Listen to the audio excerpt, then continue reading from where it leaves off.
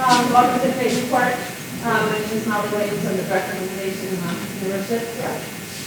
This is the 8th week of the Blue and You, which is our summer speaker series every Thursday.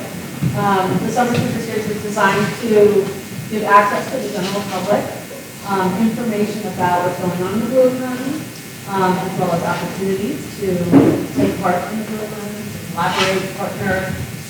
So we're excited to offer a variety of topics. We've had, to name a few, we've had ocean food systems, blue careers for adventure seekers, impact through commercialization, sharks, just to name a few. Next week, please note we will not have a session, but the following Thursday's topic is Under the Sea, where we'll learn about marine biology research and innovation at Roger Williams University, who are providing solutions towards disease prevention and treatment, as well as sustainable food production practices. Our final session is on August 24th, where we'll hear from Senator Whitehouse about initiatives and policies in the government that government is implementing. I want to thank our sponsors, Regent Craft, which is the CIO, company that moved to Rhode Island, Andrew Industries, and Newport Craft Brewery. Without further ado, today's topic is offshore wind, a local opportunity. I want to thank Dustin here, my friend, who has helped put together this amazing panel, and he will be the moderator. Our panelists are Dustin, who is the U.S. Country Manager of OSBIT. We have Will Kenyon, who is the head of QHSE, Development of EPC, Offshore Americas. We have Alex Gavin, who's Operations Manager of Windsurf Marine, and Jennifer Downing, who's the Executive Director of the Bedford Ocean Cluster. We will also hear later from Jamie Buck, who's the Business Development and Membership Manager of the Business Network of Offshore Wind. So now the exciting part starts. These sessions are designed to be casual conversations with Q&A, so please don't be shy. Welcome, thank you for giving up your time, sharing your expertise. Hey everybody, thank you very much for coming. I see several faces I recognize and people I don't. So I think of kind of with Newport, I've been here in Innovate Newport working in offshore wind for probably 5 years, really since the place opened. So I think what's largely happened with the industry is kind of moving forward. But a lot of people aren't really aware of the scale of what's happening for offshore wind and kind of what's going on. I often think of, like, in Rhode Island, there's this place where we build some of the most advanced submarines in the world, or the most advanced submarines in the world, and 4,000 people working every day. But if you've never been there and you know, you would never see it. But yet there's this entire industry that exists that maybe if you just walk down the street every day, you have no idea that exists. And that's kind of similar to how I see the equipment island in the regional area of southern New England. Right now with offshore wind, there's a whole heap of projects going on offshore, large vessels operations, thousands of people doing the work. But yet, the people walking on the street every day only see what they see on the news. So I think there's an opportunity here, right here and now, for us to engage, to create a local supply chain, to create jobs, and engage in the industry. So a little bit about myself. So I'm Justin Barnell. I'm the U.S. Country Manager for an engineering firm called OSBIT. I'll go through quickly just to give everybody a scale of kind of what happened. And I'm really excited to introduce our panel. We're really knowledgeable experts in the industry to give everybody more insights to what's going on for offshore wind. We'll keep it fairly open. Definitely have some questions if you have them, but I'd like to kind of give the panelists the time to kind of go through their presentation, and then we'll have plenty of time for questions. So us panelists. So OSBIT is an engineering firm that's based out of the UK. The headquarters of 150 engineers. I have an office here in the US. I oversee some projects with a lot of equipment in the country now. We're building on the US supply chain and fabrication. So you can see a vessel there. That's Demi. Yeah, sorry. Yeah. So that gateway, so OSBIT builds and designs that gateway up there. And we'll fabricate that, design it, install it on ships and vessels, just so you can see the scale. So that's the installation of an offshore wind turbine. You can see that's a monopile foundation. That's a vessel from Subsea 7. OSBIT will build the gripper system, so that blue thing on the side that's holding that monopile in place. That's about 1,500 tons of steel, all holding in place, all automated to keep it flowing while it goes in. So it's very large equipment, takes lots of people to build and fabricate, and the operations uses quite a scale. To give that scale, that size of that vessel is pretty much bigger than most of the vessels operating in the offshore wind space right now. Just a gripper of the equipment on the side of that ship. This is a subsea trenching asset, so this is a plow that's used. It's clearly specific, and it's definitely new in the U.S. and operating in the U.S., and that will actually install the subsea cables and kind of drag them behind the vessel. So that's kind of what I do. I oversee the business development for that. I help build out those opportunities, and I also help support the services that are happening in the U.S. And there's a big opportunity here to do that, and then also a big opportunity to operate some of that. Before you move on, just a really cool point about what Dustin's explaining is that all of this kit is bespoke. It's all built for the project. It's not mass produced, so there's no real way to learn or read pieces of ideas. You have to build something that fits the project and then go apply it to a workspace. So what he spoke to is really incredible in size, but also incredible in engineering. And as I understand it, Ogden's looking to expand that idea here in the States to help build and create some of that heavy steel on our shores. So it's not being shipped across from foreign ports, but it's just incredible to see you have it in action right now. And this stuff is very tangible, but very different than, say, what's happening in the defense space. You know, a lot of that equipment, but it's a different world. So those skills kind of cross over, but they're not the same at all. Different language, different QHSE process, the whole thing. So Osborne is part of the Terra Group. The Terra Group is a parent company that is developing an entire offering for offshore wind from beginning to end to help facilitate for developers and for the installation contractors. Right. So you may know of Terra. Inspire Movements Office is part of the Terra Group. So the VP of Americas is Drew Carey, who is formerly CEO of Inspire, but you can see we have several companies and it's growing. So that's kind of the background. We work very closely with them and we help develop it. We have several companies. That's my background. I'd also like now to introduce my friend Will Kenyon. So Will, if you want to maybe talk a little bit about yourself and kind of explain. Sure. Will Kenyon, I'm the head of QHSE for all construction and development at Ørsted. Our responsibility is to make sure all the folks that build our offshore wind farms and onshore wind farms and solar panels do it safely and are able to be repeatable. So the quality aspects of making sure it goes in the same way every time. My background was Master's Maritime Academy with these two guys. I graduated in went offshore with tugboats and barges. Ended up on the oil and gas industry for a bit, nuclear power after that. Helped clean up that for a bit, and then found my way to Ørsted 5 years ago. We've been part of the company for, like I said, 5 years, and it's been a start at Bay State Wind. If you guys remember that far back, we had Bay State Wind idea, but Massachusetts didn't want our energy, they wanted somebody else's, we was building it out. So we pivoted, and then if you click to the next slide, I want to talk about Southwest Wind, what's under construction right now. So if you guys have looked into the harbor recently, you've seen some really large different vessels. The Focal Lift 2 was the big gray ship with the yellow frame. It's got a few thousand tons of capacity with Random Harbor. Some of our co-developers had the GPO Amethyst or other large steel bits. But what we're doing as an industry is building the first offshore wind farms in the U.S., commercial scale offshore wind farms in the U.S. So Southwest Wind is going to be 12 turbines, one substation installed basically just north of Cox Ledge. That's that dark mark in between all of it. And I'd like to talk about what's around it at some point too. But as we're looking at it, it's our first try, our first idea, and we're so far pretty successful. We've got half the foundations in the substation installed.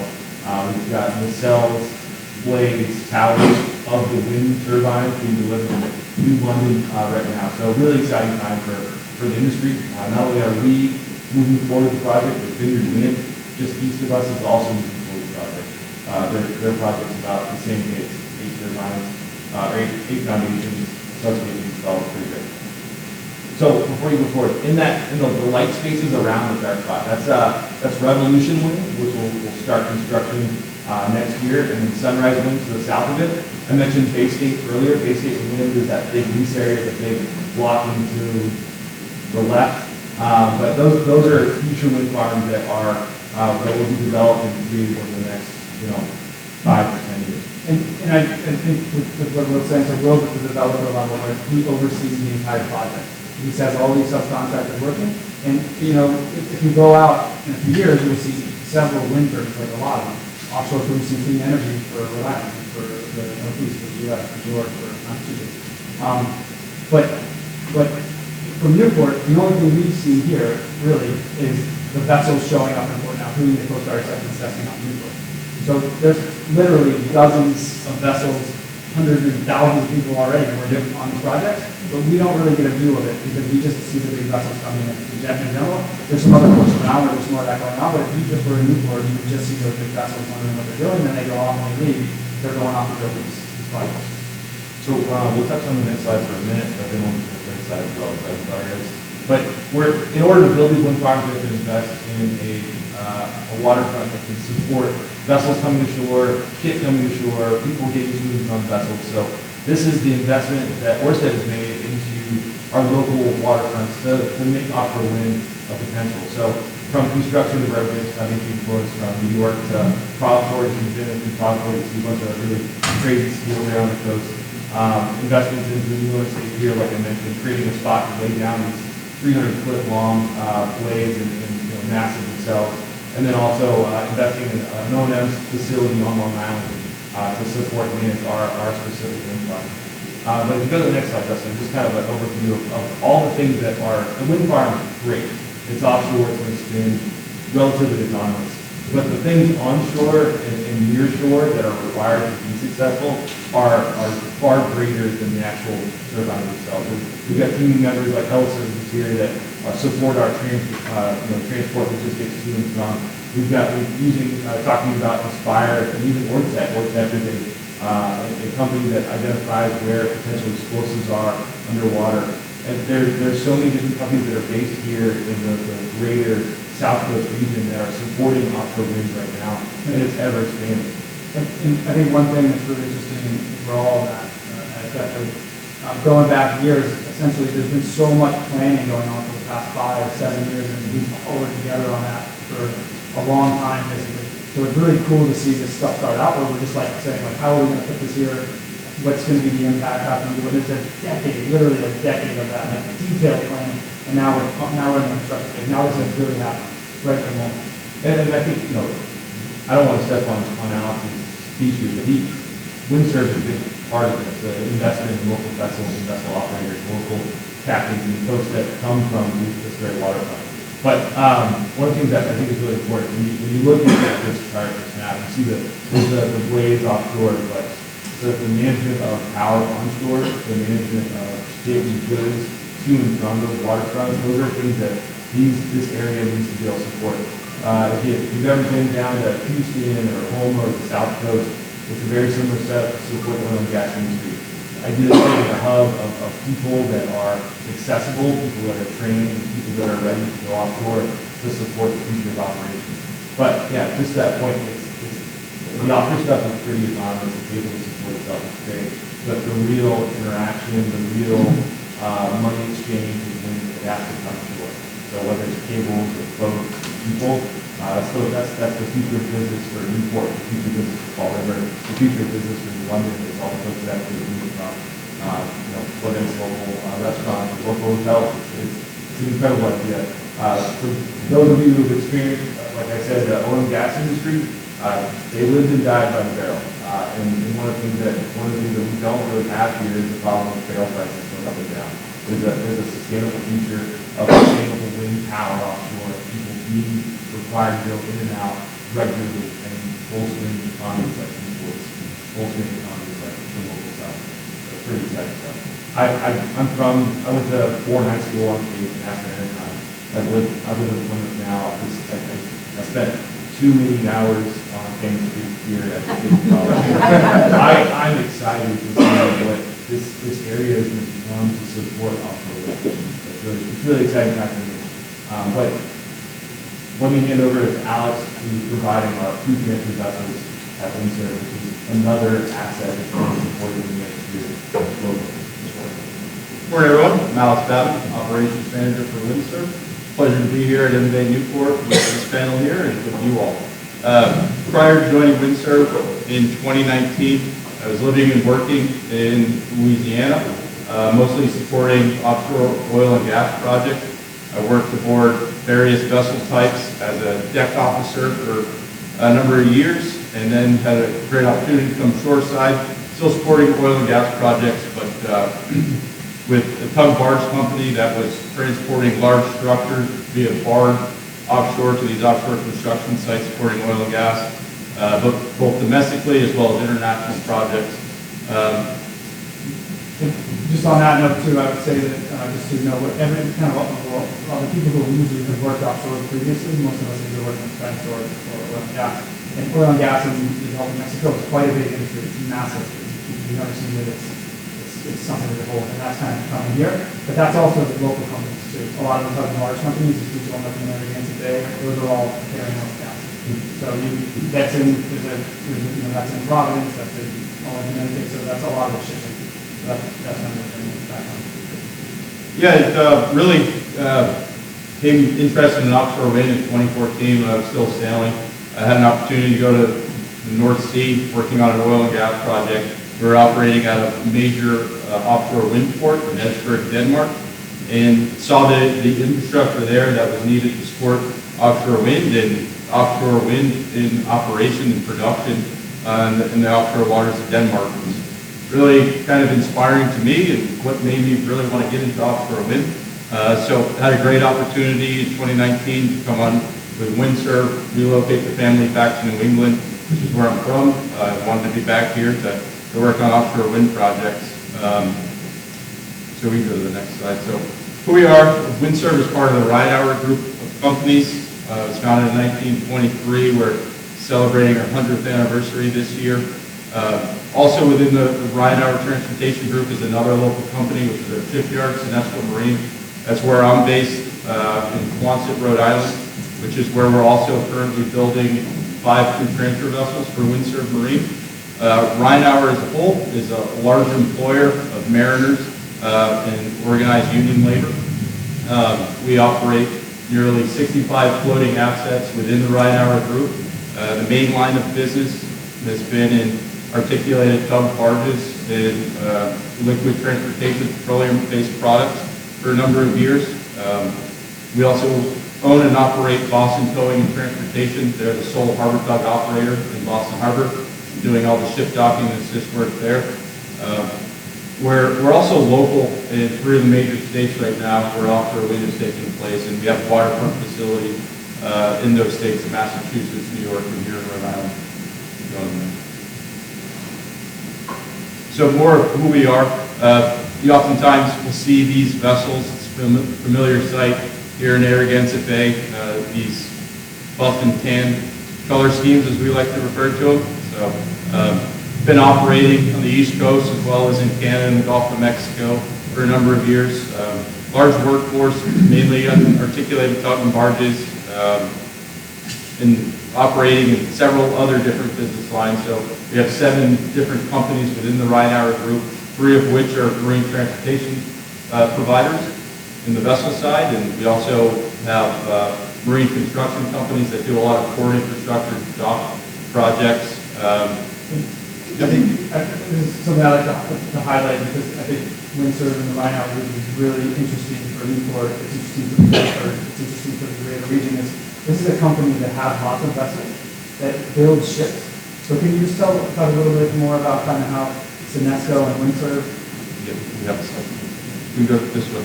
This is more about Windsurf. So we were founded by the Ridehour Group in 2018. Provider of purpose-built offshore wind support vessels. So we've gotten their start at crew transfer vessels. So these crew transfer vessels, they're carrying a large number of people to and from the wind park, technicians, other crew members on the other vessels that are working in the field. We can also carry tools and equipment components to support the offshore wind park. The Windsurf Odyssey was our first vessel delivered from Senesco in 2020. That went on to work on the coastal Virginia offshore wind farm, supporting Ørsted there in the construction, as well as some of the initial operation and maintenance phases there. Currently, we have 5 new builds under construction, like I mentioned. Those are all crew transfer vessels.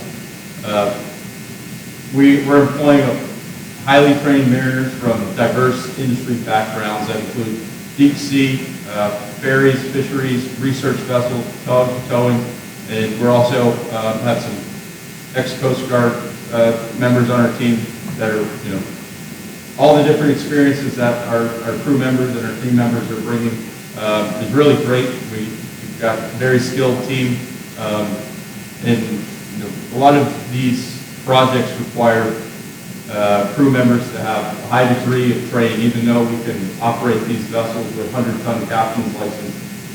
Our client, Ørsted, they require SCCW, so that's the standards of training, certification, and watch keeping. So even though you might have a 100-ton license, it still requires a lot more training to be able to operate these vessels offshore in the wind park. But we're seeing that there's a lot of great local talent already established here in the maritime workforce that may have gone off to deep sea assignments in the past or worked offshore oil and gas, and now are finding this local industry right here in their backyard, and they're all interested. So we're having success recruiting skilled mariners in these areas that operate these vessels. So in the next year, we're going to be looking to bring on about 50 crew members to support our fleet. So I think you just let that sink in for a minute, right? Like, so when Alex's team is going to be hiring 50 people to run the boat, we have people that are fishermen, right? We have people that love working on the ocean. We have people that are yachties. What does it look like to be taking that workforce and developing it into running CTVs? I mean, 50 is a lot of money. That's a lot of money. And have you analyzed that? I mean, your background, your accounting, you know, that, like, what does it look like to be taking these people from some of these smaller vessels, or from some of the, you know, the tugging bars, or from the yachts, and bring them on so they can operate CTVs? Is there a large crossover? no, it's all relevant experience, and what we're finding, you know, no one has the experience operating these crew transfer vessels in America. There's 3 vessels currently like this in operation. So really, we're trying to find people that are well-rounded, that have different types of experience working these vessels in the industry, and we want people that are interested, that want to be a part of offshore wind. We're looking to have a sustainable business and provide jobs. These vessels will serve our company well for 20, 30 plus years, and those are all long-term jobs. So this vessel was the one that we just launched 2 weeks ago from Senesco Marine in the top right. That's a picture with our crew up there on the bow. So each one of these vessels is going to employ about 10 crew members. So we're looking to have sustainable jobs for the lifespan of that vessel and for the project. So yeah, different types of experience all will be very valuable on these vessels because no one has CTV experience right now. So we're building that experience. Our first crew that we hired back in 2020 had an opportunity to go over to Europe and train in an active wind park. We essentially bareboat chartered 2 CTVs. We had their captains and crew on board the vessels, but we had, you know, everything that we needed there on the vessel to learn how to induct people on board, how to perform maintenance on these vessel types, and then how to bring them out safely to the wind park, to transfer them up to a tower, and then bring them back home safely. So that was a really great experience our crew got to go through to actually train in an active wind farm prior to taking delivery of our first vessel, the Windsurf Odyssey, down in the bottom left there. That was the day she was launched back in the summer of 2020.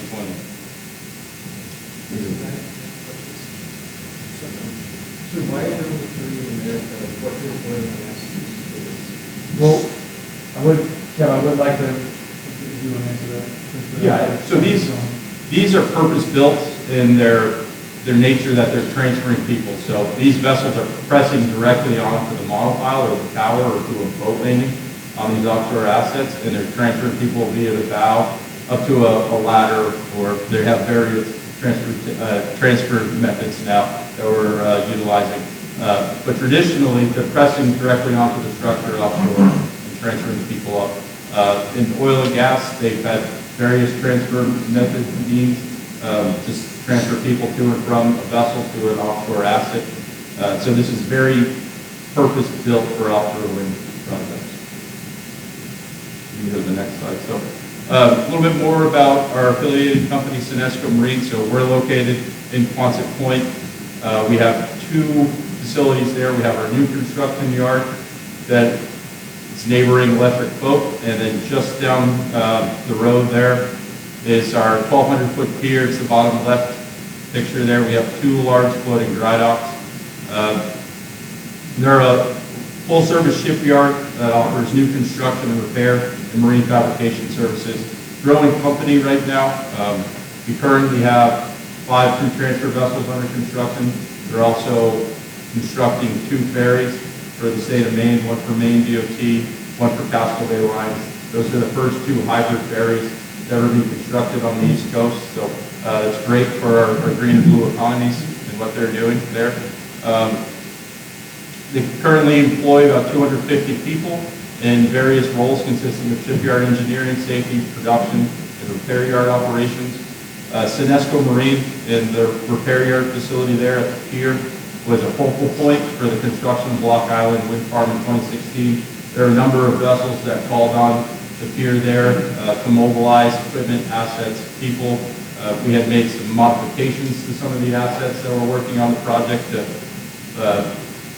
carry the blades, because these were Jones Act jackup vessels that had previously worked oil and gas and weren't purpose-built to support offshore wind. So we put some outriggers on that jackup vessel so they could carry the blades to the site. They also fabricated buoys at Senesco to support Block Island Wind Farm. And currently, Senesco Marine is supporting both offshore wind projects, Vineyard Wind 1 project, as well as South Fork Wind project. A lot of vessel operators are calling on the repair yard to mobilize for their project and make modifications or repairs to those vessels. So it's a really important piece of infrastructure here in the state to support offshore wind. I think it's a cool example of one provider. You know, there's other providers of offshore wind CCVs and local fabrication, but it's an example of success. We've seen Senesco help us with Block Island Wind, which was wonderful, all the way out to building the first CCV for Virginia Wind.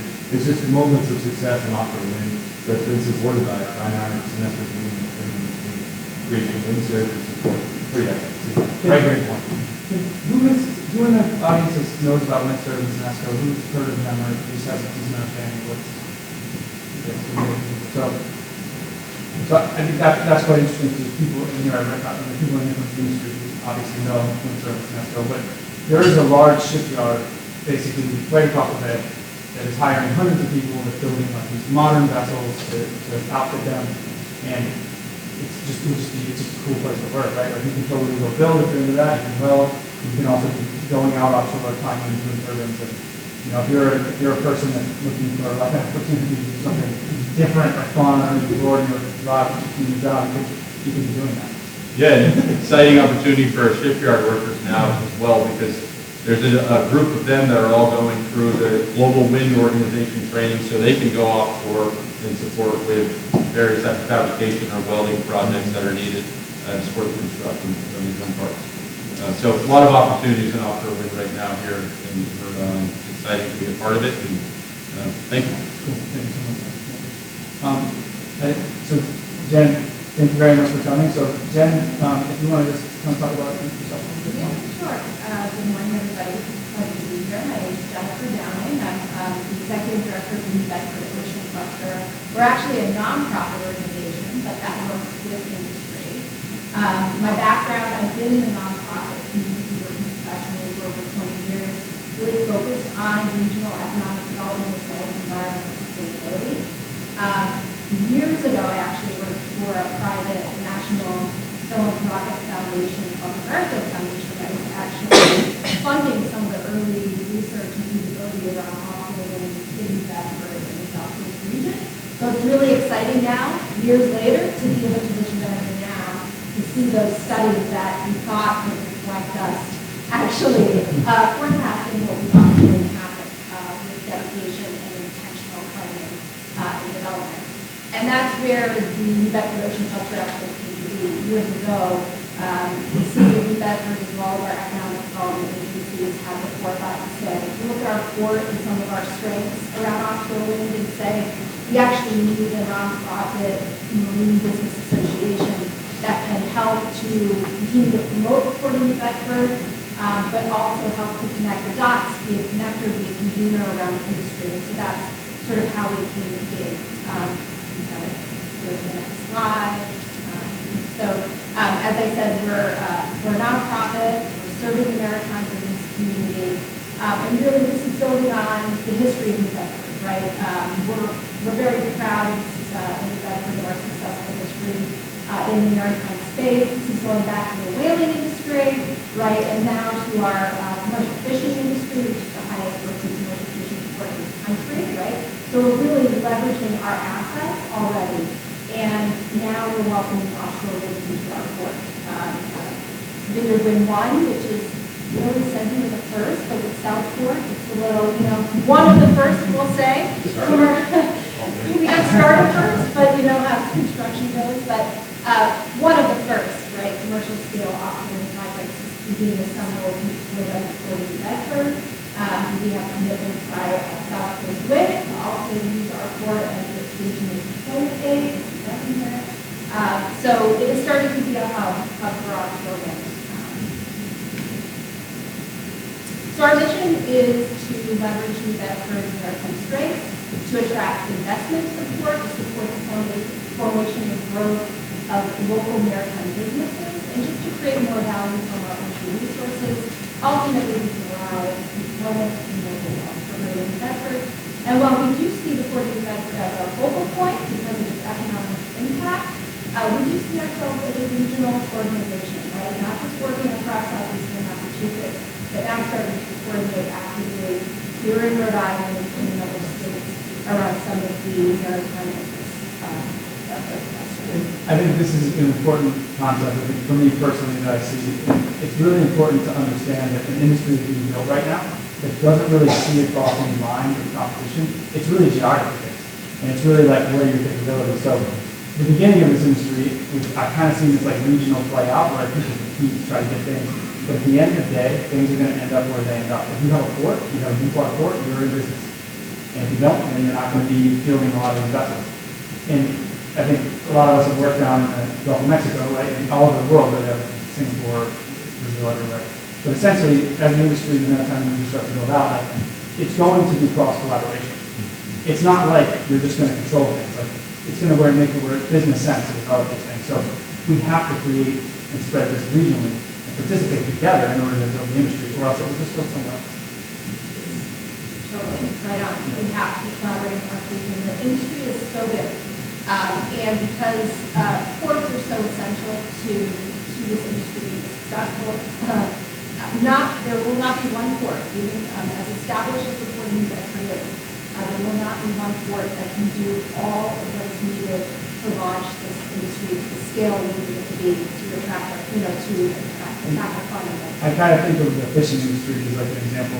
This is maybe not the best example, but it's really an analogy, right? Like the fishing fleet mostly comes out, the large fishing fleet scale mostly comes out of that. It's like the largest scale. The restaurant industry in Newport purchases directly from New Bedford. I had my brother-in-law worked in the industry, so they would take the scallop and bring them down to Newport, and then they would get it there cut by basically making this food and flip it. So you're getting a regional supply chain in that sense. And that can be redone. That is going to be redone in the same with offshore wind. So at the New Bedford Ocean Cluster, we're working to advance the blue economy across southeastern Massachusetts. So we have 4 marine industry areas that we're strategically focused on advancing. First is aquaculture. So we don't have a huge aquaculture industry in New Bedford, but we do see opportunities for aquaculture, particularly around shellfish aquaculture, more shallow-based water aquaculture, seaweed. So this is an industry that the ocean cluster is trying to foster in New Bedford. Commercial fishing and processing is an obvious one I already mentioned, our success in fishing, but also in processing, right? So the Port of New Bedford is home to over 400 commercial fishing vessels. We have over 200 marine-related shoreside services that have developed over decades to support fishing and processing. So we want to make sure that this industry stays strong, stays robust, continues to innovate, continues to be efficient and profitable, even as these other industries are coming into the work. Innovation and technology is an area where we're trying to create more of a hub in Greater New Bedford. We have very rich academic institutions, both in Rhode Island, also in Boston, that are doing really great research and innovation around blue economy or ocean tech. So how do we take that research and take it from ideas, startup to commercialization? And really working across the border in Rhode Island and Massachusetts, across the robust border to create that ecosystem. And then finally, why we're here today on renewable energy. In this space, and I'll say a little bit more about this later, our role has really been around both the supply chain development as well as business recruitment. Just a point of business recruitment. There was a point in time when New Bedford had every developer had an office in town, and so we started splitting up into our different states where we could create hubs. But Orsted, we looked across the road at Oppurtunity, CCIP, the Vineyard Zones, and all the developers were in town operating. It was kind of a neat hub for offshore wind before it was a hub for offshore wind. And it still is. Yeah. The industry's grown, and people are growing places where I don't know that, but it's still growing exponentially. So, One other thing I do want to mention about the previous slide is while we have these 4 pillars sort of looking to advance, when you look at cluster development and the economic opportunities around clustering principles, right? While each one of these industries are important in their own space, where the magic happens, this is their intersection.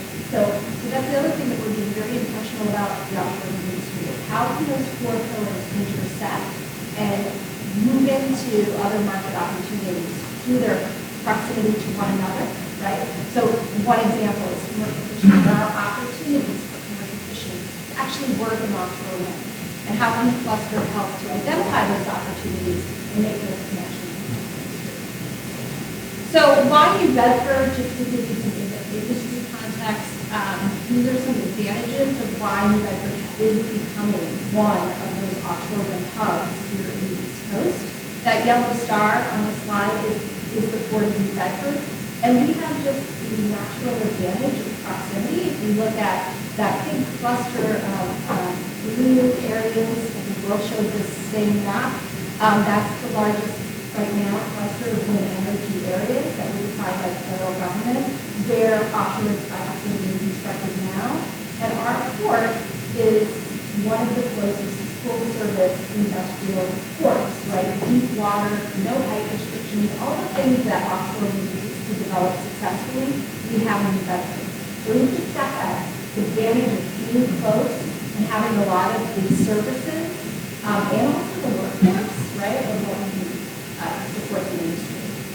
We have ready infrastructure in place, and I'll show some of that infrastructure in a moment quickly. But the New Bedford is the home of the New Bedford Wind and Commerce Terminal, which was the first purpose-built Marshland terminal for offshore wind. This was actually created back in the day when we thought that Cape Wind was going to be successful and be the first offshore wind project, and unfortunately that never happened. So that terminal sat for a long time, not being used to its full intention. But what was great was when we were ready to get this industry started, we were ready with that infrastructure. And so that positioned us to be the first move in the industry.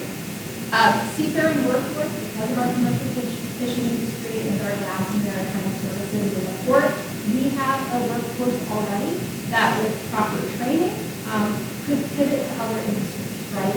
They're already a seafaring bunch of individuals. They don't mind being out in the water, they know the ocean well. So again, with training, so working with Windsurf to understand what their needs are. They need 50 people on vessels. We can probably get them 50 people from New Bedford if we understand what their needs are and how we can train them appropriately. We have growing industry presence, and I think Dustin mentioned how long we've all been planning for offshore wind. My work went back now over a decade, right, going back to my days at the foundation, but also our government, local government, Mayor Mitchell, who's been on there for a long time, has been driving this industry and has made it a priority of our economic development agenda in New Bedford, advocating constantly at the state and federal level of why New Bedford should be out for offshore wind, and we are seeing it unfold. And as a result, we have a growing industry presence. So Vineyard Wind is in New Bedford. We've got South Coast Wind in Fall River, right, which is a stone's throw away, almost the same city, right, same demographics, just about 10 minutes, 15 minutes away. But we have so much in common, and we need to be working together more. But, other companies are starting to create a home base in New Bedford, Central Maritime Services, which is doing constructing the offshore substation for Vineyard Wind 1, right? It hasn't even been able to come to New Bedford to have a presence there. And other companies are doing the same. And that's continuing to draw and attract more industry to the Port of New Bedford. And then finally, we've got a really strong academic and workforce training presence. Bristol Community College has been a huge player in this regard. They've already been for several years now offering offshore wind-related training, but now it's constructing the National Offshore Wind Institute in the Port of New Bedford, which will be a training facility specializing in various offshore wind training, like GWO training, heli training. They have a partnership with NERS, training out of Denmark. So this facility will be up and running, I think they're saying now August, early September. And that is just an exciting development for us so that we can train our local workforce right here in the Bedford where the action is happening. This is just a really interesting map. You don't have to read it, but it just shows all the infrastructure development happening in the Port of New Bedford. We have about $900 million in either planned or current infrastructure development in New Bedford happening. And one of the things that's really interesting about New Bedford is, and it's not something we're proud of, but because it has so much industry in the port, it is a designated Superfund site. And so kind of an interesting thing, but we've been able to leverage that designation for a lot of the infrastructure projects that are happening in the port. Because of this designation, we've been able to expedite a lot of permitting in New Bedford that can often hold up infrastructure projects. And so we've been able to sort of cut corners there and get a lot of these important projects up and running. Just for those of you who don't know, a Superfund site is a contaminated site from industry from years ago. So a lot of times the government will provide money in order to develop it, mitigate, remove the material so that you no longer have those risks. So. Right. Yeah, thank you for saying that. And so a lot of the developments that are happening right now in New Bedford are really being intentional about how they can be used for offshore wind, but also to continue to support the commercial fishing industry, which I really appreciate about how we're going about some of these developments. Some of them are private developments, and some of them are publicly managed developments. And I think, Jen, what you're speaking to too, and how you're managing that, like how you're planning the port and how you're planning to develop not to push out the commercial fishing industry that's going on. And that's something that we have to think about regionally here because those industries are here as well. We have small fishing at small level, we have fishing at Rhode Island, we have yachting, we have all these recreational marine. How are we going to make this work with all of those things? So these are the things that have to be thought about. And that is being thought of now. And how can people participate in both? How can businesses participate in those different industries? So that's the opportunity and potential challenge. I think a really cool example of what Jen's showing here is what New Bedford is and was. You mentioned the EPA Superfund site. You can see the facility. It says EPA facility. That's now been given back to the town to do something with it, like turn it into a wind support idea. There's the New Bedford Lost Marine Terminal, used to be an old power plant that they're tearing down and turning into. Yeah, so I've got a little bit, that's a rendering of this. So like what that map shows is an example of what New Bedford was and what it's turning into, and there's a lot of opportunity for Newport and Gansett or Quonset to also develop in the same way. So I think that's the coolest idea is that they're leading the way in what is turning waterfront that did something great 30 years ago and turning into something that's going to do something great in the next 30 years. It's incredible to watch the Bedford change. Yeah, and I think, again, one of the charges of our organization is to, not to lose sight of the fact that why we are successful in Bedford is because of our history, because of commercial fishing and processing. We really are of the mindset and commitment that these two industries that don't necessarily see eye to eye can, with intentional development, communication, coordination, coexist. And not just coexist, but be successful. Now, it's not going to be easy. All right, there's a lot of challenges that have to be worked out. But that is part of our mission. So if we, 10 years away, Port of New Bedford sees a decrease in their commercial fishing, if we're no longer number one, then frankly, we haven't succeeded in our mission to be a commercial fishing. So, and it's really important to express and make sure that that's clear. So we have the New Bedford Marine Commerce Terminal, which is already being used for was on marching base for vineyard one. We've got the, yes, thank you, Justin, there it is. It's about 30 acres, heavy load, already being used, has commitments to use for other projects. Going ahead to the Fox slide, forward. This is that's a rendering, but this is another development that will increase our marching capability by another 29 acres, but will also be used for storage, lay down yards for CTVs and SUVs. We'll also have some office spaces for excited about. What I love about this development is that it's a privately funded development by someone who's from New Bedford and has a commercial fishing background, maritime law background, that partnered with a larger company like Fox to make this development happen on an old coal-fired power plant lot.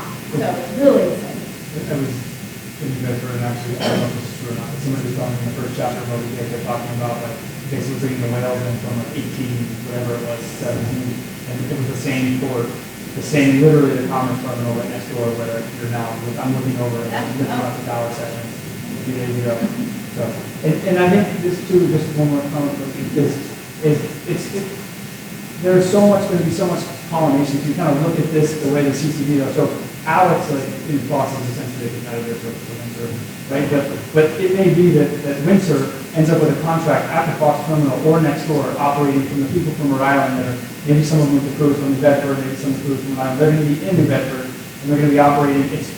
Just an example of that, Dustin mentions that Foss is a competitor of ours. We've already gone over there to New Bedford to meet with the team from Foss that's developing that project, to look at future use cases to bring our vessels over there. So there's a lot of cooperation between companies to bring offshore wind here. Yeah, and that's just the way it all works out at every level. All right, just going forward, I just want to breeze through these to give you a sense of some of the infrastructure before we get to this is another development, Shoreline Offshore is the company developing it, Shoreline Marine Terminal North. This is an old property called the Revere Copper Site.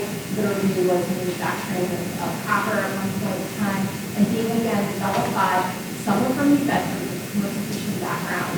Private development is creating a space for 2 to 3 more acres of laydown space.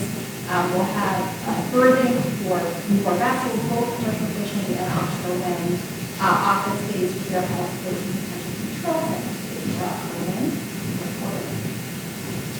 Shoreline Offshore is also developing a second space in Bedford Terminal South, which will have flows to accommodate berthing, direct fueling. This is an apartment investment called Coast Island. And already we're starting to see companies, tier 1 and tier 2 companies, taking office space there and starting to operate. So it's associated with the one project in particular. So I just wanted to give you a sense of some of that big map to kind of zone in on some of what these properties look like. So in the offshore wind space, and I don't know if I mentioned this, but we're a nonprofit that we started about a year and a half ago. So we're still very much a startup, although the idea for the Ocean Cluster has been around for several years. We just became operational about a year and a half ago. So we have 4 pillars that we're continuing to define. I would say in the last year and a half, we've really been active in the offshore wind space in particular because of how quickly the industry is accelerating and the job opportunities that are surrounded by the offshore wind opportunity. So we piloted, with the help of Vineyard Wind, a program called Act Local, which is intended to support the local supply chain for offshore wind. Basically what we're doing with this pilot program is we're trying to develop really close relationships with the developers on offshore wind projects, with their original equipment manufacturers, their tier 1, and even their tier 2 companies, to understand how they're involved in these projects, what their contracts and scopes of work look like, and what kind of products and services down the supply chain they might be needed to provide local businesses, right, who may not all be already in offshore wind or that might be curious about moving into the industry, to help them understand the opportunities, right, and if possible to make those connections between buyer and seller. So over the last year and a half, it's been a lot of learning, a lot of listening, a lot of relationship companies are now starting to see the Bedford Ocean Cluster as a resource because of our connections to the business community, as a way to connect with potential supply chain partners and potential workforce. I was just going to say, we kind of showed that northeast cluster of projects off the coast. We talked about how New Bedford is very close to that, and so with Providence and Crawford. So this regional hub here, in our expectations for the growth of offshore wind, if we get anywhere near what we think we're going to get for development, like we have these targets and it's like 2,000 wind turbines roughly, so, right? Like this industry is growing so fast that all of this port base is going to go up. I mean, like there is not enough room here at all to field the vessels and everything else in southern New England. So you're going to get to a point where all of these ports are full. There's going to be established players in offshore wind who have these regional businesses, helicopter services, I mean, everything you think of. And they're going to be going from Crawford, back to New Bedford, to Fall River, down to Swansea, over to, there might be a hub here in Newport where there's a Nova Scotia, yeah. So that's what this will look like, when the industry's developed. Yeah.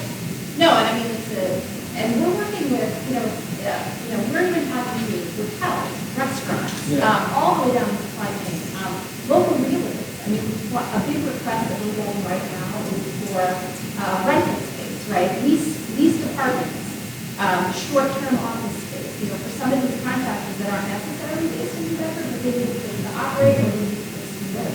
And so even our local realtors are getting business out of offshore wind.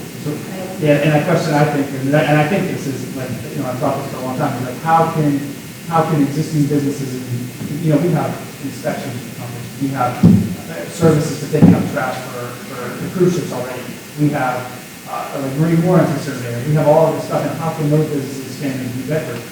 There's an opportunity there. Right. Like, and vice versa, what resources are here for New Bedford in order to kind of create that elevated offering, and think of the defense space. ABVs, ROVs, people want to participate in that. So this is the kind of like local. Yeah, and just on that, the trickle-down effect of the supply chain, as an example, we're carrying nearly 12,000 pounds of groceries every week to one of the construction vessels that's working offshore. And we're not getting those, our client, or the vessel owner isn't getting those groceries locally. They're going to New Jersey and then trucking them up here because there's no ship chandlery or to support that locally right now. In the Gulf, like when we operate on the boats, there might be a part you needed that's holding up a ship from operating, right? Like, and that might be thousands of dollars an hour or a day or whatever. And you might be paying a driver some obscene amount of money to go hot shot that item. This is something that many people participate in, many businesses. No, it's okay. So that's really at the core of that local. We're continuing, now we're starting to talk to other developers about how we can support their projects directly through this very localized grassroots approach of understanding the local business community, making those connections, offering, we do this in various ways. Sometimes it's just one-on-one phone calls, meetings, coffees, but we do events as well. The picture here is a job fair that we hosted in collaboration with Wind. I don't know how many months ago that was now, but it's really exciting. We have about 500 people there. But we're also helping, we help companies like GE and Moose and others on their new hire events. We've been able to help them because one of the things we've done over the last year and a half is develop a local supply chain directory, and we're continuing to grow the supply chain directory that we've got as our tool in our toolbox, right? So if we hear, we need a welding company, who do you have in your database? We bring that up, and we can supply maybe 4 or 5 companies. Sometimes those companies will want to do their due diligence, contact those companies directly, we allow them to do that. Or sometimes we set due diligence for them, depending on what we need. So we want our local to be a very customized approach based on what the industry is using. We've done webinars, those kinds of events, just to continue to share information and to help companies understand what the opportunity is and how they fit. The other area that the MBS is continuing to evolve into more and more is sort of as a first point of contact for more experienced offshore wind companies coming from Europe and other parts of the world that are looking to enter the U.S. market because they see this as an expansion opportunity for their company. So we serve as that one-stop shop, that, again, first point of contact, everything from, hey, we're looking for an office space, what do you have available? And we can help put you in the right direction of realtors or space that we're aware of, to we're looking for specific supply chain partners, can you help us out with that? To, I have no idea how to navigate the business community in Massachusetts. And isn't that weird that it's different from Rhode Island? Can you help us figure that out? And then sort of, helping to connect those people quickly with resources at the state level, whether it's funding or just information, to help these companies be able to start operations in another country that can be really difficult to navigate. Let's put it back together. The Boston Globe has got in the business section today, a very good article updating the status of the Martha's Vineyard project. Expected now to begin to deliver power to Massachusetts utilities in October. I wonder, is there a wind project that would provide electricity directly to Rhode Island utilities currently or expected at some point in the near future? I mentioned Revolution Wind earlier. Revolution Wind will provide 304 megawatts to Rhode Island. That would be the first project? Yeah, that'll actually be providing power in 2025. We'll start that construction next year. Beginning in 2025. It'll provide power at the end of 25. We'll start construction next year. So that's the first step. There's been news about Rhode Island and the state looking at how much that costs. So there's a lot of opportunity in the future providers power to Rhode Island. Yeah, a lot of That's it? Michael Wilson, I wanted to know if you would be open to helping create a nonprofit, exactly what you've done with Ocean Coast, also you mimic what you're doing, some more support the community. With an organization like yours, if you have a local one, you would probably be much more effective, since we do have different laws, organizations, things like that. Would that be something you would be open to? I'm always open to exploring ways to scale and expand. I do, we are starting to work more closely with some of your economic agencies here in Rhode Island, like Rhode Island Commerce, which is driving a lot of activity around supply chain and offshore wind. So while not called an ocean cluster, they are doing some of this work here in Rhode Island around that supply chain development. So there are resources here, starting to do the work that we're doing now. Every ocean cluster, whether you look at Iceland or you go to, or you look at sort of marine supply chain clusters or networks and other types of work, they're all different. They're all constructed very differently based on their geography and based on what their core industries are. So while we're focused on commercial fishing and aquaculture, a similar cluster in Rhode Island might want to look a little differently, right? Naval defense is a huge industry here in Rhode Island. And so that might be right in the area around where there's already a cluster. And I think that idea of collaboration is important. And there's already several nonprofits in the area. And you have people here that engage. We're happy to talk about that knowledge as well. I think we should be able to do that. And but with that idea, we also have existing resources we need to engage with these people. There's like the Newport Maritime Association. Like we have Commerce Rhode Island's here. We can visit that with Offshore. I mean, there's all these resources at our fingertips, and I think right now the word is just to get it out to people. Hey, this exists, because a lot of the talk is really high level. But right now, if these people are going to be going on out in the windsurf boats, and they're hiring fabricators and loaders, and they have work right now, so that's very local. Like if you know somebody who needs a job, send them over. I think your question might actually show that we need more transparency in what that is or who's doing it for you.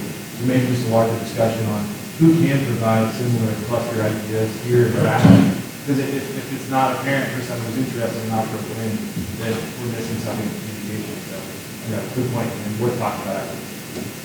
But I think it also is, when you look at economic development, economic trends and patterns, right?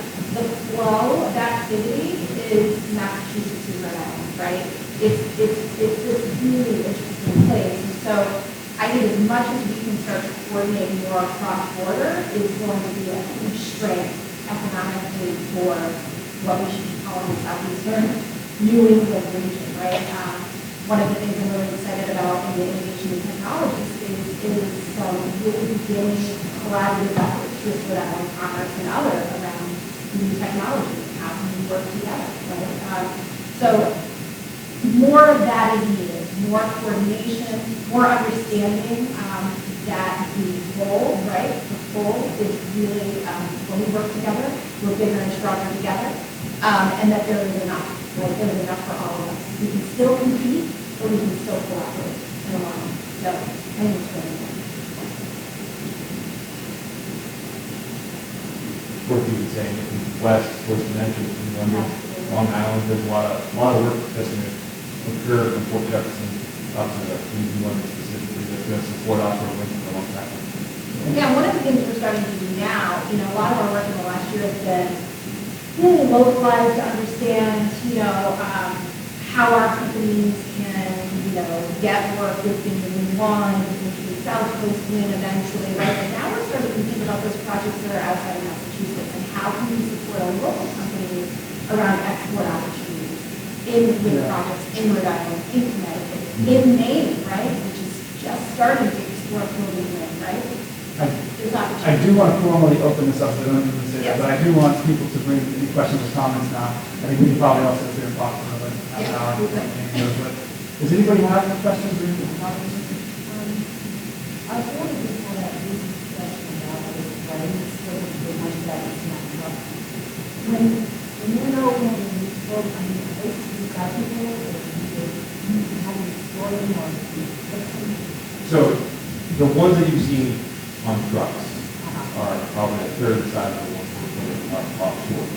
Everything you see that we're installing is done by trucks. So the ones that you see on trucks are older technology, and there's design failure in not identifying the recyclable nature of the design. All of our blades moving forward are recycled. So there's a lot of creative ways that many of the Vestas and SGREs and TVs are using those blades for other things. You'll see across Denmark and UK, they use the bridges and walkways for pedestrians. They're used as benches in bus stops. They're being recycled in different ways as opposed to what you're traditionally thinking of as recycling as turned back to what it was and it was used. These are being used as different methods. But yeah, when the industry first started, it really wasn't thought of what to do after. Right? So that's 20 years now of creating these things, and fiberglass is also looking to go back to something. But it's a difficult pattern to put a certain moving in it. So moving forward, Ørsted, Vestas, SGRE have all identified how to recycle these and how to make blades that are recyclable. So the future is recyclable. The older blades and the cells are going to be challenged, and it may just take a little bit of innovation in Bedford or Newport to identify what volume breaks down that blade so it can be recyclable. So it's not now, it's the future. Yeah, and I'll add that universities like Tufts are already engaged in a really exciting innovation around what they're calling nature-inclusive design wind turbines. Not just the blades, but all the way down to the monopiles and the bases that are going into the ocean, right? How can we create materials that are recyclable, that are sustainable, that don't, for certain do not harm marine life. And companies are starting to invest in this research because this is where they want to take their products and services going forward. So that stuff already is starting to happen.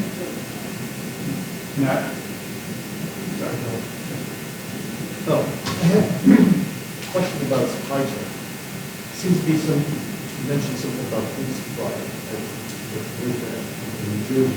Why hasn't someone gone simply engaged or brought here in Rhode Island and develop a system whereby Yeah, I think it's certainly a viable option that, the vessel operators, the large tier 1 suppliers that, have nearly 65 to 100 people on their vessels, they should be going to the local companies to see what they could have in place to provide provisions to these vessels. I think one concern may be that they don't necessarily want to wipe out a grocery store because, like I said, they're consuming 12,000 pounds of groceries a week. So, but by more. Yeah. But this is the type of supply chain that we need to have set up here locally to make this a sustainable business. So I would say that like. Supply chain, there you go. Yeah, and so I think keeping in mind that a lot of these companies are European right now, right? So they don't know the local business ecosystem, and so, time is money, these projects need to keep moving, and so they go with what is easy, whether that's an Amazon order or, and so what we're trying to do is say, get to know us, get to know, and we can help you get to know the local businesses on the ground. We can help make those connections for you. There's some startups right now that are starting to work with app technology, right? To try to get companies into apps, so those apps can be on ships and they can easily make those orders. So there are things happening, but I think just the good old getting connected with a company or an organization that's on the ground that already knows can make the lives of these companies easier and can help these companies reach their local content goals to make sure that the economy is getting. You're asking the right question. We're in a place where this is the industry just started. There's an identifiable gap here in the Southwest It's an easy area. one to fix. Yeah, Absolutely. But that's why I did that. Sorry, that's why I So the other day, there was a component that went into the process of the ships. And it came from England, but it came from a company, well, it was an English company. But we have a company another English company right in Quonset who builds that same thing. I don't know, I do believe it is, but I don't know how they make these things. No, but I do So want to. that's a more difficult one than the. I do want to speak to this because I have actually been in that spec. So I worked for 9 years in Brazil, I worked for 3 years in Japan, I worked for 2 years in Singapore, I spent my entire life offshore. And when I went to Brazil in 2008, there was nothing there. And we basically imported a lot of things. We had this, so I was an expat, I was actually living in New York, crew changing in Rio de Janeiro, and I did that for literally 9 years. And I had a Brazilian citizen card, I paid taxes in Brazil, I operated a vessel that had several subcontractors on it, and we had to help build that supply chain. And so I'm very familiar with the Europeans, how they come over, because I've lived that world.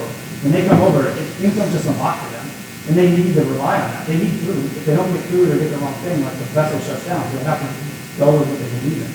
So in time, what happens is this industry was started in Europe. Right? They did it. We didn't invest. They invested. They took the risk. They did it. Now they're coming over and engaging in our supply chain. We're going to end up building that. It's not just that they get to keep that, because it's cheaper to buy it in Rhode Island. It's better to buy it in Rhode Island, but they have to do what they rely on. I'm doing that now with others. We have projects in Bedford where we need a hose manufacturer. We can't get to this person. We need that. We need that. So that's part of my role here. And since I've lived that, I do realize in time if they bring over Europeans, it's expensive to buy people plane tickets over to the U.S. They need somebody that knows how to lift the plane or how to do these operations. Eventually, those will be built by Americans. Not just because America will make it that way, but also because it's cheaper. But if you throw people into an industry who don't know what they're doing, you get events, negative things. And that's another thing. I've seen really bad things happen when people make mistakes. So you have to get this right. That's something I'd like to pass on to everybody. As we start to build, there's going to be this mix of Europeans and people coming over, but in time, it just makes sense to do things that make sense locally, which are vibrators, hire people who don't do so. I don't think everyone has that insight, but it's really important to understand. Sorry. Yes, Doris Blanchard from Commerce, and I think that you connect. I'm the director of the small business program at Commerce Corporation. One of the programs that I oversee and Kate Hill is the manager of Supplier Eye and Service the Park, business development. I think to your point, Joe, I think there is a great need to connect, our local suppliers with different, needs and requests from our buyers. Orsted, Southwest, they are one of our anchors at Supplier Eye. And we have over 2,200 suppliers in the different sectors. So definitely, I echo the need that we need to spread more the word about what supply Arrive does in the state. And I think there's a great opportunity, and we need to take advantage of this momentum and be connected. And I totally agree with you. It has to be a regional concept. So, I'm looking forward to connecting with you and discuss ways that we can partner and get over the project. Like Alex said, there's another company that's essentially competitive, not the exact same competitor, but it's operating in Bedford, right? But but they're talking to him so that the vessel from Rhode Island can come over there, because that will be a hub. And then likewise, I think, there's certain things to compete over, but overall cooperation is win hand down every single time, so that's great to hear. I was going to say, where are the minority and diverse requirements coming from for these projects? There's a mix on offshore participation, so I just want to kind of start with that. So the states actually have a state diversity standard and basics, like where we are supposed to hire X female, X Latino, X. It's an incredible requirement from the states to lean into those. Yeah. So those statements are in the cost metals, the requirements of the different states before we can say what we'll do. The COP is the construction and operations plan, and you can find that online. Terms and conditions, yeah, that's all.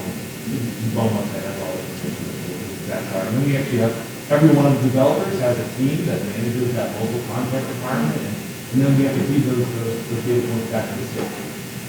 So we're real transparent with who we're hiring, how we're hiring, how many we're hiring, where we're hiring from, because it feeds the requirements that we have to abide by, which is great stuff that, our company leans into beyond, but it's a great standard that the states are setting for all developers. Is it tying down to the supply chain as well for suppliers and I won't speak for other developers, but Orsted, yeah, we do require our tier ones, and I might have been exactly tier two sub-suppliers, but they're required to have a certain requirement of union staffing and all of it. It pushes down, so like if a certain percentage is needed for whatever requirement that is, it'll get pushed down on the RFQs. So like we're on a tier two, so like we're for developer, so then, like there'd be an installation contractor, and then those installation contractors will put out a request for quotation, and that request for quotation will have a association that has like a local requirement. And it's based on the location, the project, it's very bespoke, customized. Depends on the product. Yeah.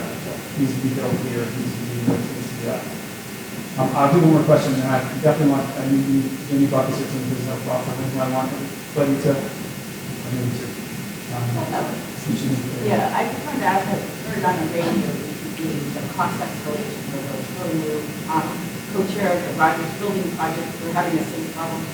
I heard that you're scaling down, and that's what I'm hearing today, scaling down the numbers maybe just to get it going, but I want to just make sure that you have the resources are happening to start the build out. Just wanted to talk about that.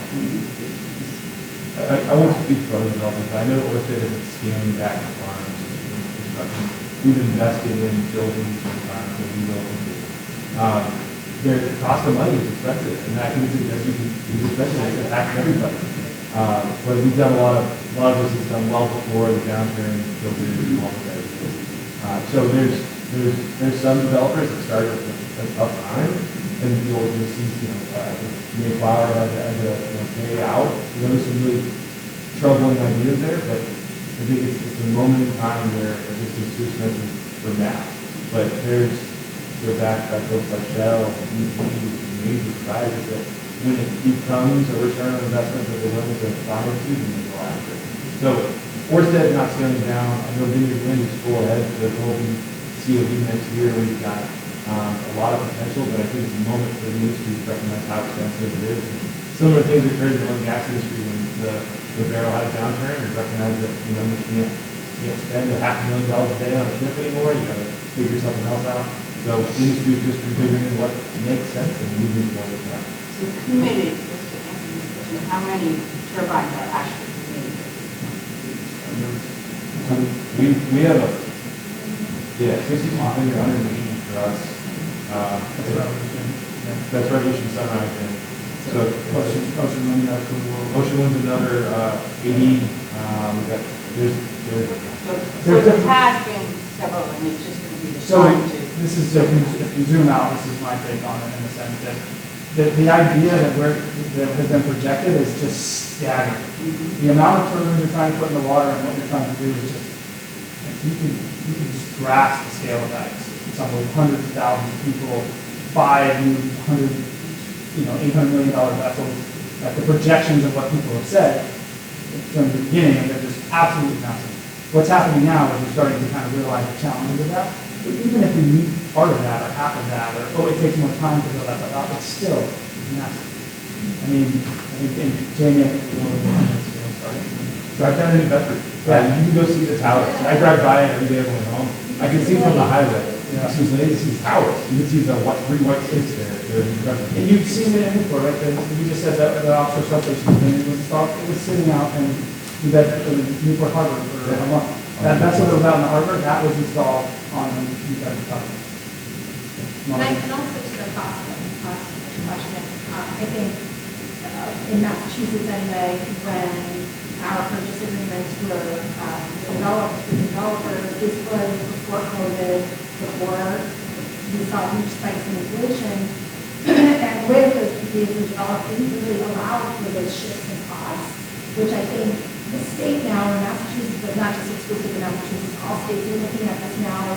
This industry is so important to our nation's climate strategy that when we move forward, when we're going into procurement processes and development PPAs, there needs to be a realistic indexing built into those contracts, because it takes 10 years, right, from planning to construction for these projects. We can't, no one with any industry realistically think that costs would be the same, right? From when we first projected to when you bang a nail or put a steel in the ground. So I think we're thinking differently now about how these contracts are being put together so that developers and projects can succeed in the future. I think we're in that period of reflection and what's been done well and what we can do differently. But in Massachusetts, anyway, there is a huge commitment to making sure that it works. It is a cornerstone of Massachusetts' climate change strategy and renewable strategy. I do want to hold it there because I do want to introduce Jamie. I would say that, first of all, can you thank the panelists for coming up, please?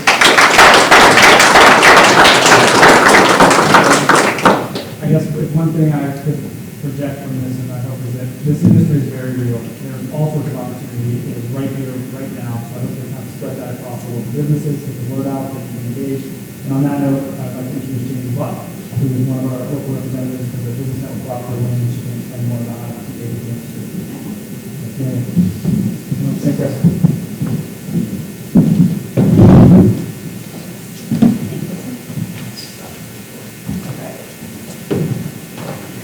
All right, thank you, everybody. Nice to see all of you. I know some of you, I don't know some of you, from most of the people I don't know.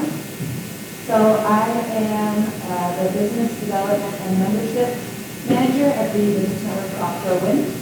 So what I'm going to do is kind of give you a quick overview of what the Business Network for Offshore Wind is, then provide a little bit of context about why we exist, and then reel it back in and talk about some of the different methods that we have.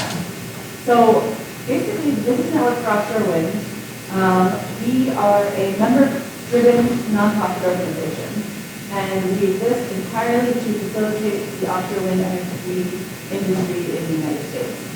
So offshore wind in the U.S. is still pretty new, especially compared to Europe. We've been doing it for well over 30 years now. It's only really been taking off in the last 10 years here for us. Something Dustin said earlier, I really want to emphasize, this summer is kind of like what we've all been waiting for the entire time that it's been here. The steel in the water, as we call it, everything has been building this summer, so it's really an exciting time for us. So as he alluded to, what I'm going to get to a little bit more in this talk is that there is a lot of work to be done.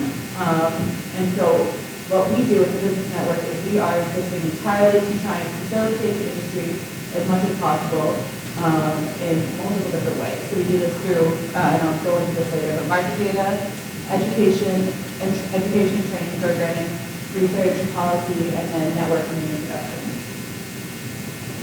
So we have, as far as who makes up our members, we have well over 500 members and well over 4,000 people in our supply chain registry. But as far as our members go, we work with everyone from developers, like Orsted, Wind, all of the major developers are members of ours, but then we work all the way down to startups and nonprofits and academics. This is kind of this is just sort of a breakdown of our proportions. So it really is a member-based, member-driven organization. So what Dustin was alluding to earlier, and kind of to answer your question a little bit, this is as of March this year, so even since March, this has grown. This is a projection of all of the projects that are coming down the pipeline. So as a nation, we have a goal of trying to hit 30 gigawatts by 2030. So to put that in perspective, 1 gigawatt is 1,000 megawatts. The Block Island Wind Farm is 30 megawatts. So just kind of get to kind of scale up from there, and you'll eventually hit what we are looking for, which is 30 gigawatts by 2030. So to do that, it is a huge undertaking. And you can see here, these are the state commitments to offshore wind. So starting here in 2015, when Rhode Island had a state commitment for the Block Island Wind Farm, you can see, this is 2015, this is the Block Island Wind Farm.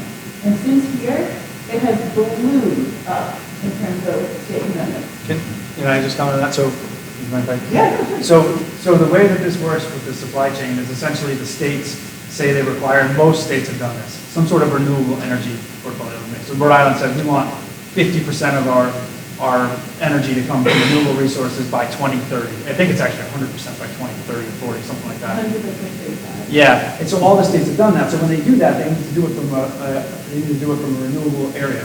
And on the East Coast, it's mostly offshore wind. We don't have the scale for solar and stuff like that. So basically, they're committing to that number and that is a big number. I mean, that's a lot. Yeah, it's a lot. So what this means, and just kind of a quick snapshot, when we're talking about it from a supply chain perspective, what the business network did is we partnered with the NREL, which is the National Renewable Energy Laboratory. They're a subsidiary or something of the Department of Energy, however you want to call it. But basically, together we've worked to put out these roadmaps to 30 by 30. So there's a workforce roadmap and supply chain roadmap. 30 by 30 means 30 gigawatts of offshore wind by 2030. Yes. And so this is a quick snapshot of what's going to be needed from a supply chain perspective. So all of this is necessary. And again, that goes back to your earlier point of these are investments that need to be made regardless of what's happening. So we are moving forward at a breakneck speed, and we need kind of all of the workforce and all of the supply chain that we can possibly get, and we need to do it in a cooperative way. So when we talk about tier 1, tier 2, tier 3, what that actually means is the structure is that it starts out with the developer in the middle. Go back. Here we go. This is what I wanted. It starts out with the developer in the middle. So you don't have a project, right? So let's take Rhode Island, for example. So Rhode Island has the Revolution Wind project that's coming up ahead. So that's a total of 704 megawatts. 304 of it is going to Connecticut, 400 of it is going to Rhode Island. Now, that's it's a joint venture of Ørsted and Eversource. So Ørsted would be the developer. They subcontract out large portions of their project to what's called tier 1. So the cable manufacturers, the cable installation, the manufacturers of the substations, both onshore and offshore, the installers of those substations, all of those, anyone who directly contracts with the developers is called tier 1. And then it starts to trickle down from there, so the family tree. So you have your tier 2s who are contracted by the tier 1s, et cetera, et cetera. And that's where you really get into the local supply chain. So obviously, every state wants to lay as many big ones as you can. But where it really comes into play is when it comes to local content, we're talking about those smaller supply chains that are going to be coming from the state. And that you can see for every phase of the project too. It's not just for construction. It's for the minute that the project gets approved, you have surveying and engineering and planning. You have stakeholder engagement. You have everything up until you have through construction, and then there's the operations and maintenance phase, which goes for about 20 years after these projects are slated for about 20 to 25 years. And then it's the 35. And then it's the way in the future, there's even the decommissioning phase. So these projects go on for. Can I just say, please? So right now we're getting first still in the water. We have these construction projects, and if you think of the construction of a building, it's very similar. right? Like you have this massive CapEx, this like capital requirements for building something, and it's just I don't know, it's a huge effort. There's a lot of money involved, a lot of people involved, and those construction projects are projected in the Northeast, in the U.S., to be going on for at least the next decade, right? Like going out, I'm bidding on projects for 2028, right? We're engaging people 2030. But then after that, they stay around, and for 30 years, there'll be a group of people operating that wind farm. So there's 30, 50, 100 people going in and out of New Bedford, going in and out of Quonset Point, going out and fielding these things. So I almost look at it like a building. You build a building, and then someone's got to give you the tech, you need the HVAC tech, you need the air conditioner. So there's a lot of opportunities. So. And all of those, everything down to, HVAC, et cetera. All of those, you also need people who are specialized in HVAC for substations, operation substations. It gets wildly interesting further down the rabbit hole you go. So this is kind of, we have, one of the big things that we do, which I'll talk about in a bit, but one of the main purposes of the business network for offshore wind is we want to be a clearing of data. We need to know who the providers are, what's going on, what are all the policies, what's happening in every state, what's happening in every district, everything that, anyone who touches offshore wind can try and congregate all of that data in order to be a resource for the industry. So one of the things that we do is we track, national supply chain. And you can see that not only is it, of course it's clustered up in New England because that's, where this whole industry in the U.S. is starting, but it moves across the country. It's not just coastal. It's all the way to the center of the country. So we are, trying to tap resources and to bring economic benefits to the entire country. And then just to move forward with this, one of the biggest things, if you remember that slide that has little cartoonish pictures, each of those large-scale components require manufacturing facilities. And so these manufacturing facilities, and we're going to need more than what looks just up here. But you can see, for example, up in Massachusetts, we've got a Brayton Point as a cable manufacturing facility. In Rhode Island, we've got advanced foundation components that all of this steel that's involved in the turbines that aren't specific monopiles. It's also called secondary steel.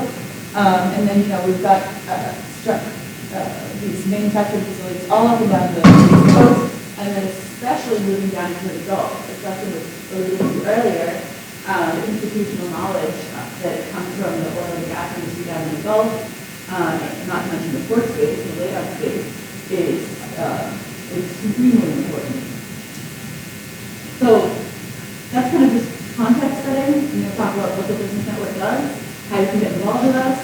I also would be remiss to say that I don't, so I have my card at the back of the table, so you can grab the card and you can read that later. So what we do is, this is sort of our bread and butter is supply chain. So what we do is we have what's called Supply Chain Connect. It's a free registry. You can, we have well over 4,000 companies, entities, I should say, not companies, who are registered in this, and it's self-reporting. So you can come in and you can basically say all of your capabilities. And this registry is used by all of the developers, all of the tier ones, as kind of as a first stop. So what we do for our members is if our members need a data pool, for example, if they want to say, all right, who are the players in this area that do X, Y, Z? Or who are the players in the country that do X, Y, Z? We pull that information for our members. And it's also something that, so Direct Connect is a tool that a couple of the developers have, which is literally that they have back-end access to the supply chain registry, so that they can literally go in and use that. That's one of their first resources when they're trying to subcontract with their projects.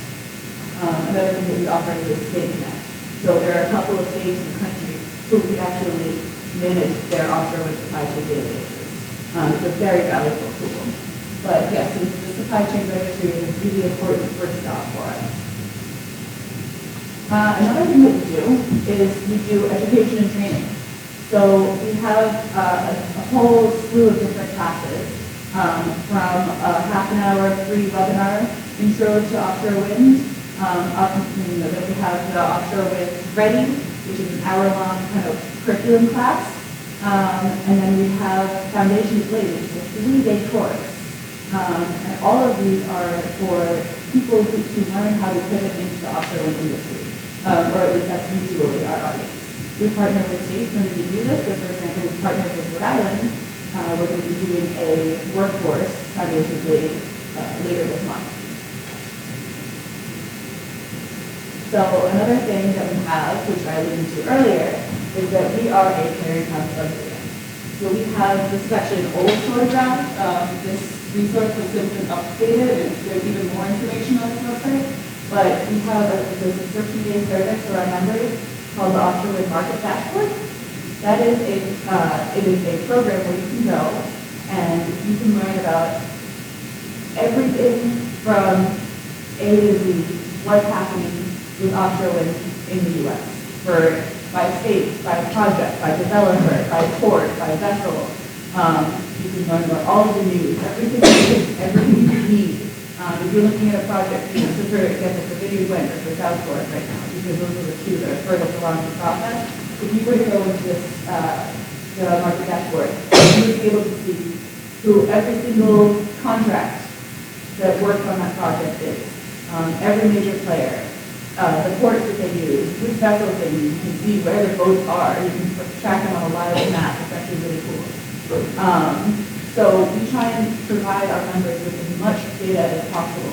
And it's not just for our members, it's also for the country. We are able to do government briefings, provide all of this information at the drop of a hat because we have it all collected. And then one of the last things that we do that we actually, a lot of people know us, if for no other reason, a lot of people know us for this. This is IPF. So the International Partnering Forum, we just had our 10th annual back in March. And it's a huge international conference. This past one had over 4,000 attendees down in Baltimore, which is where we got started, so we went back to our roots. This next coming one next year is going to be New Orleans. The one after that is going to most likely be New York City. So the conferences grow more and more every year. To the point that we are now officially rebranding it as IPF Week. It is no longer IPF Conference. It is IPF Week because of so much stuff that goes on. So a lot of people know us for that conference alone. It's an incredible event that takes a terrifying amount of work to put on. We also have smaller industry events. So we have, I believe the next one's coming up that we put on rather. We attend other events. But as far as we also have, we have Power to X, which is coming up. So that's going to be talking about new forms of offtake for offshore wind. So like green hydrogen is a big topic in the news. So Power to X is talking about alternative forms of offtake. That's going to be down in New Orleans. We have the Port and Vessel Summit. That's going to be happening in September in Houston. We have our Ventus Awards, which is an awards gala that's going to be our third year. It's been a sold-out event historically. Happening up in Boston in November. And then we've got O&M, Health and Safety Summit in Virginia Beach in January. So we host these smaller events as well. Plus along with regional supplier days. So we'll have, recently we had supplier day in Southern California because floating offshore wind new technology is coming on time. We've been trying to build out down in the Gulf as well, so we hosted a supplier day down in New Orleans a month or two ago. And then we always try and have regional events like member breakfast and stuff like that, just to try and constantly engage. We engage our members with working groups that we turn to our members to collect the data. They are what drives our organization. So we engage at the company in a working group. I wouldn't be surprised. Yeah, I think I do want to try to quick. I apologize. I kind of let Jamie look at. All right, gave her a shorter window than I hoped, so I don't want to keep you too much longer. But what I would say with the Business Network for Offshore Wind is the Business Network for Offshore Wind has really created a niche and really helped the industry both at the very high levels, which is like IPF, which you're fully engaged. You can attend these conferences, which a lot of us attend regularly, engage with some of the groups, but also at that grassroots level if you're a smaller company. The Supply Chain Connect is free.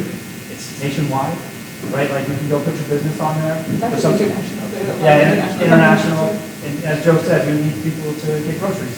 They take out the trash, change the oil, get hydraulic hoses, all these little things that you can do. And then as you build your business, or if you're a larger business, you can also engage at that kind of like higher level. But I really encourage everyone to kind of check out the business middle process. They've been a really good friend to Rhode Island, a really good friend to New Bedford, a really good friend to me. You engage, I know the entire team, so it's really great to pick up things. Thank you. And I do want to acknowledge we're about 7 minutes past. If you have to go, we fully understand. We'll do some networking afterwards, but we really appreciate it. Jamie, this is actually, I believe, the last slide. Okay. There we go. So let me just, last slide and then I'll be done, is, and I'll stand up here and answer questions. But basically, so if you are interested in either joining or even engaging without joining, please reach out. I have business cards in the back. And then I would just be, remiss not to say that we also have a couple of other programs. One big one is that we have something called Global Gateway. If any of you are interested in trying to export products, we have these Global Gateway conferences, or Global Gateway program that we do that we bring U.S. companies overseas and facilitate discussions overseas at additional conferences. And we do the opposite as well. We have Global Gateway going out, and then we have something which is coming in. I'm guessing on the name of it, it's not great. But yeah, so anyway, wanted to say that, and I believe, yes, that should be the end of it. So I can take any questions you have. So really quick, I know we've had some repeat attendees who are very interested in the workforce pipeline and really targeting youth. So, in reference to your trainings and stuff, have you thought about, do you have a plan on how to reach the youth and are you considering developing programming curriculum or? So we have a number of, I had to cut down on my slides, but we have a Kids program, we have a Rising Star program, we have internship programs, we have scholarship programs. So these are all programs for bringing young people into the industry at many different levels. And then we also like to rely not on reinventing the wheel, to try and partner with organizations that do provide these and give them a platform to amplify what they do. So, for example, that we've had programs come to our IPF. We sponsor people to come to the conference for free. We promote these programs at the conference. We partner with whatever is going on in whichever state we're working on at any given moment. So, yes, definitely.